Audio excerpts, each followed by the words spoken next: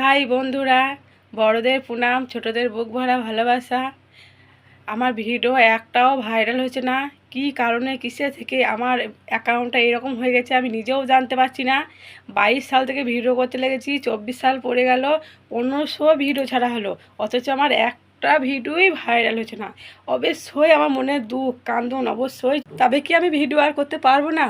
বাড়ির এত কাজ সামলেও আমি ভিডিও করছি, অথচ আমার ভিডিও একটাই ভাইরাল হচ্ছে না।